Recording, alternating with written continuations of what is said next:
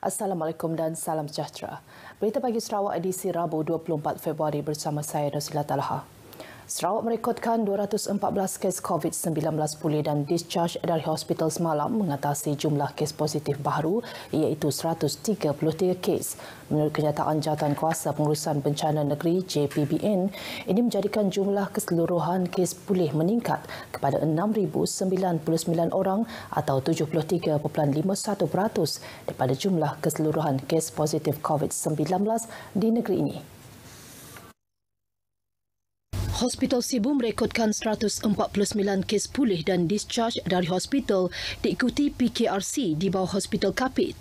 34 Hospital Umum Sarawak, 15 kes Hospital Miri, 8 kes, Hospital Sarike 5 kes, Hospital Bintulu 2 kes dan PKRC di bawah Hospital Sri Aman 1 kes. Sarawak turut merekodkan 2 kematian baharu melibatkan jangkitan COVID-19 semalam, menjadikan jumlah kematian meningkat kepada 76 orang atau 0.92% dari keseluruhan kes positif yang dilaporkan di Sarawak. Kedua-dua kes kematian itu dilaporkan di Sibu.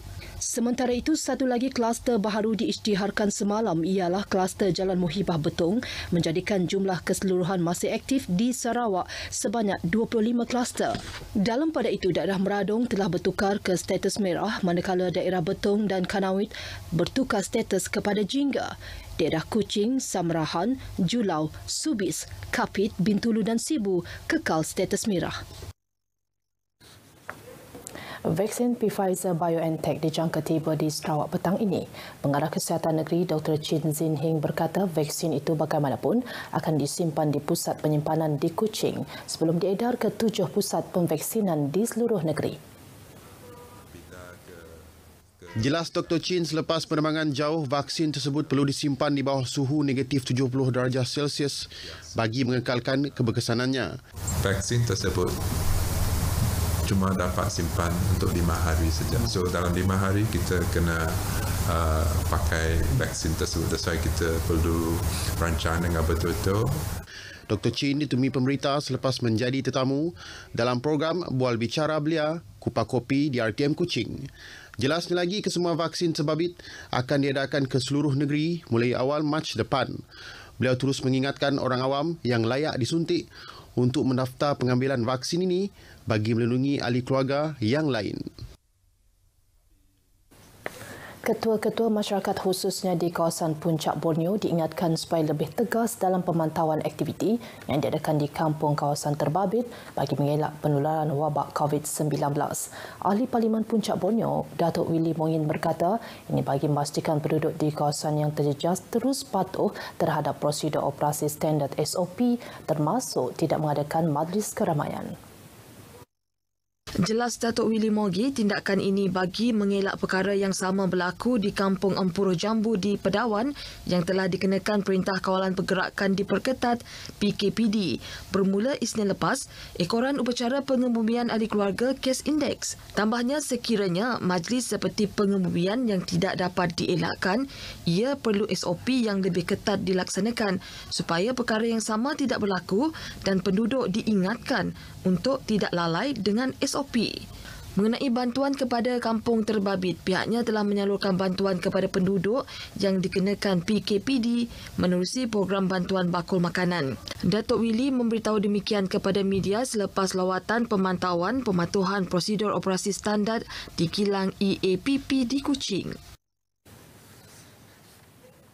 Langkah kerajaan menggalakkan rakyat mengambil vaksin COVID-19 adalah bagi membolehkan sasaran pembentukan imuniti kelompok dapat dicapai. Ketua Klinik Kesihatan Tudan yang juga pakar perubatan keluarga, Dr. Maurice Steve Utap berkata apabila setiap individu mengambil vaksin, mereka yang berada di sekeliling dapat dilindungi daripada jangkitan yang mungkin dibawa. Jelasnya, jika majoriti rakyat mengambil suntikan vaksin, rangkaian pelindungan dapat dibina dan pada masa sama dapat melindungi kumpulan yang tidak layak diberi imunisasi. Vaksin COVID-19 ini adalah selamat dan berkesan. Semua vaksin COVID-19 adalah diluluskan oleh bahagian Regulatory Farmasi Negara ataupun NPRA untuk digunakan di Malaysia. Beliau berkata demikian ketika menghadiri sesi rakaman temu bual radio berkaitan program imunisasi COVID-19 kebangsaan di RTM Miri. Dr. Morris berkata pemberian vaksin COVID-19 adalah antara langkah-langkah yang diambil untuk menghentikan pandemik COVID-19.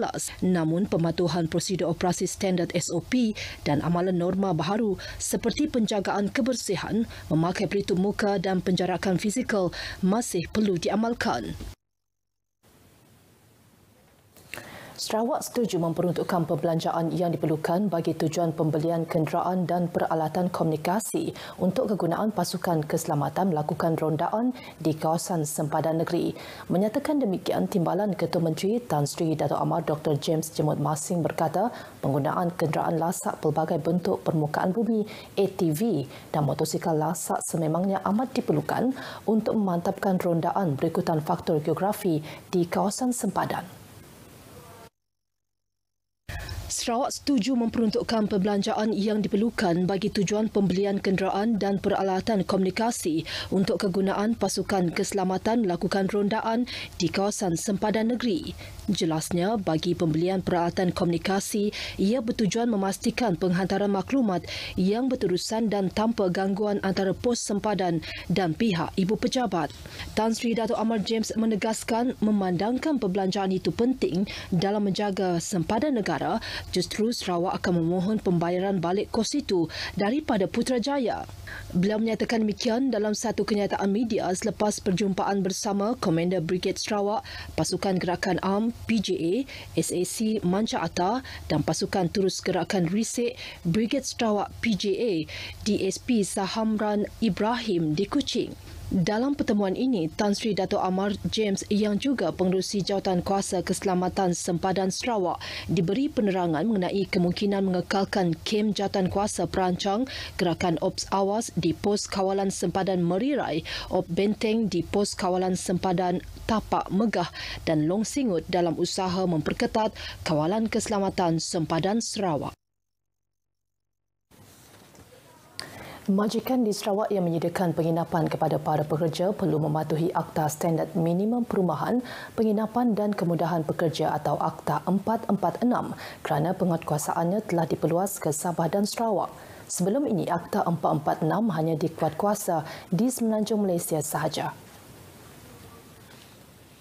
Pengarah Jabatan Tenaga Kerja JTK Sarawak Awang Raduan Awang Omar berkata, melalui Ordinan Darurat Standard Minimum Perumahan, Penginapan dan Kemudahan Pekerja 1990 Pindaan 2021 yang telah diwatakan baru-baru ini, semua majikan seluruh negara wajib menyediakan kemudahan kediaman pekerja mengikut piawaian.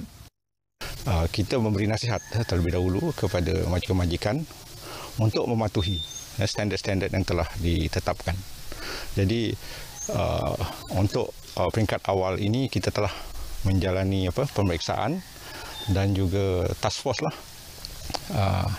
untuk meninjau dan memberi nasihat kepada majikan-majikan yang telah menyediakan penginapan kepada pekerja ini. Beliau ditemui RTM semasa membuat pemeriksaan perumahan dan penginapan pekerja ke salah sebuah syarikat peladangan di Petong.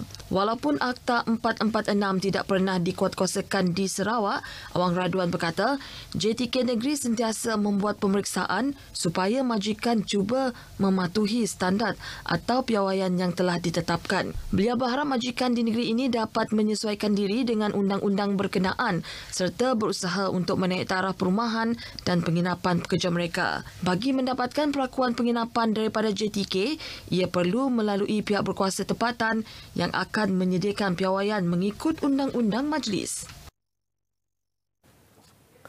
Golongan ibu bapa berperanan penting dalam melaporkan penyalahgunaan dadah dalam kalangan anak-anak mereka.